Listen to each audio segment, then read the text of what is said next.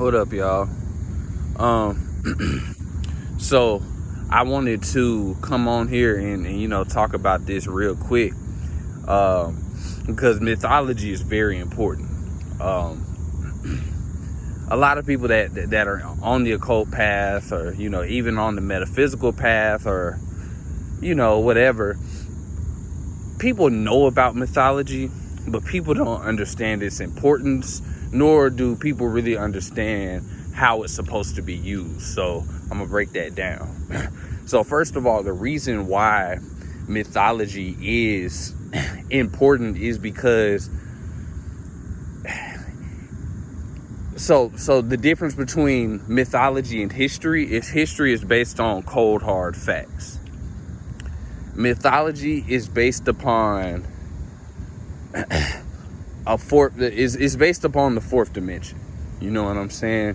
So, meaning that time doesn't really apply when you're talking about when you're dealing with mythological stories, and cold hard third dimensional facts don't really apply when you're talking about mythological stories. So you might see people arguing about who Isis was, or who was her husband, did she marry her brother, and all of this shit. But what you got to understand about mythology is the purpose for mythology is the egregore. So the egregore, and I mentioned it once before, the egregore, or some people say egregore, I think that's ugly, so I'm gonna say egregore. So the egregore is a thought that is believed. So basically an egregore is so really in a classical sense, a thought is something that was made real because so many people believed it. You know what I'm saying?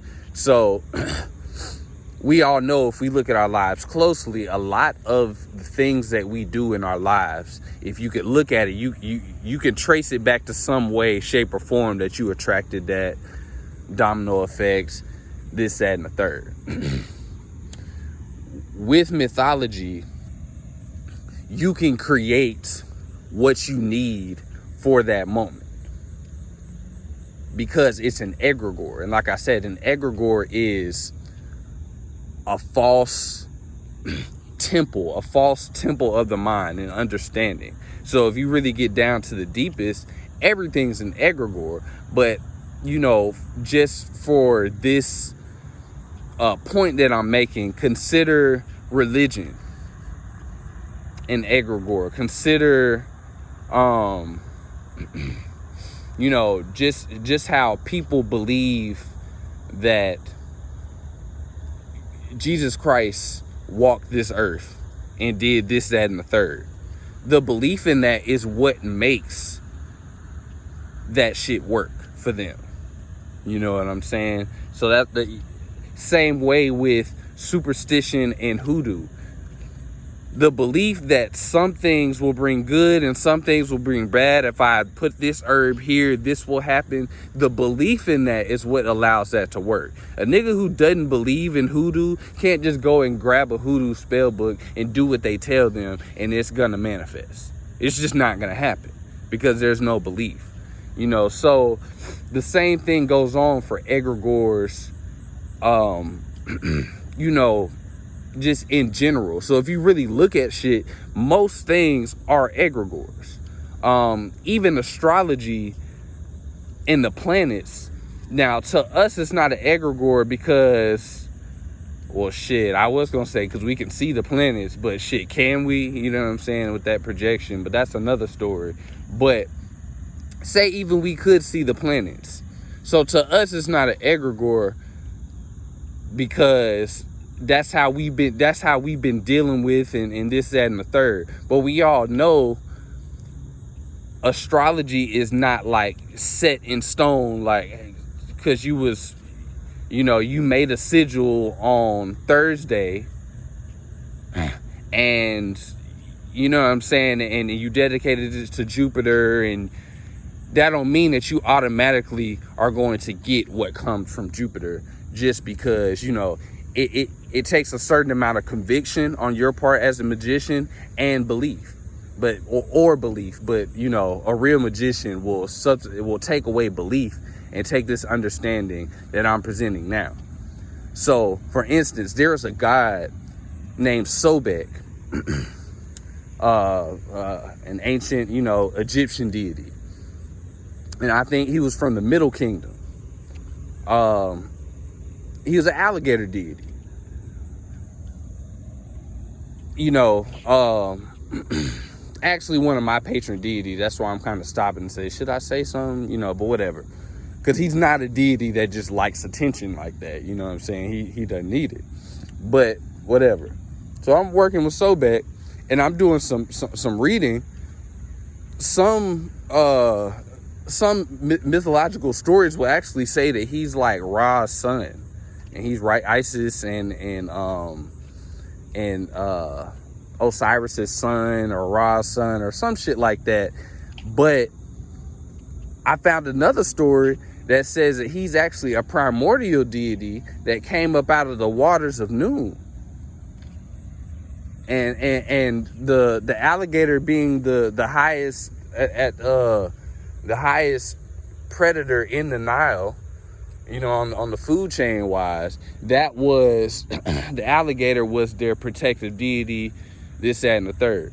Now, so that's my point. You got 3 different mythological stories. You got one saying he's, you know, so-and-so's son. You got so-and-so saying that he's the fucking, the beginning of all deities and all form of this earth. You know what I'm saying? So clearly what happened was, the people who took these deities, you create new mythological stories to fit whatever benefit you need in that moment. So when we try to approach mythology the same way that we approach history, with cold hard facts, and you limit yourself and you bring yourself back into the 3rd dimension. So another way to understand this is to understand something that we've all done growing up, and that's creating imaginary friends. You create imaginary friends, them motherfuckers were real. They're real to the kid. They're very real. So when you create that imaginary friend, you're creating something in the 4th dimension. When they created these stories about Sobek, or when they create these stories about these gods, they're creating something in the 4th. Well, I won't say they're creating something. They're pulling something down from the 4th dimension, a place where time doesn't exist, or 5th dimension, however you want to look at it. That's not really the point of this. But you're pulling it down from a higher place that's above time. So, yeah, I might think of something right now, and to me, it's brand new, because new, it denotes time. But in the ethers, that either already existed or it never existed. So obviously, if I'm trying, and I can look at it either way. So if I'm trying to bring something into materialization, I'm going to choose the positive and say it always existed. So even if I created it now, in the eternal now, you go back 1,000,000 years back in time, it's always good. You know what I'm saying? It's always going to be there. That's how that would work. I think of something now, because right here, me in the present, I'm affecting the past and the future all the time. And, you know, that's verified by quantum physics. So taking this mindset and applying it to your magic, you can write your own mythological stories, and you can create your own pantheon. That's what Marvel did, and I guarantee you that shit's way more powerful than, you know what I'm saying, than a lot of these old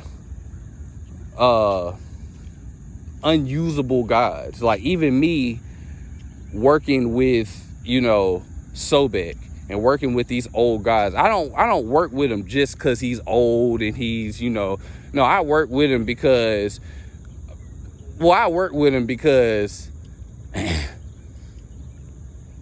we have a connection, and I'm just going to leave it at that.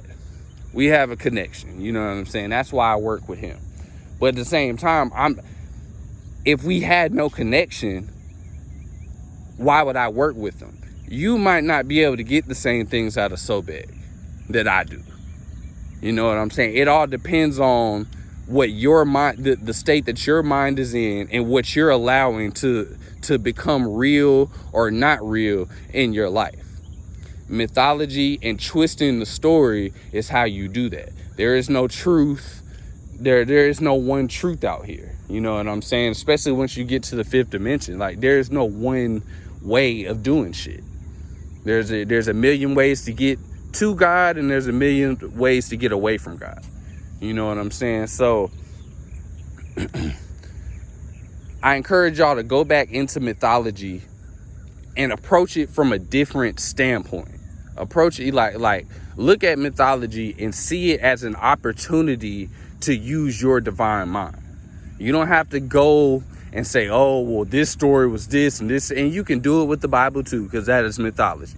And you can switch that shit up. And that's where power comes, when you start creating your own stories. You know what I'm saying? Your ancestors.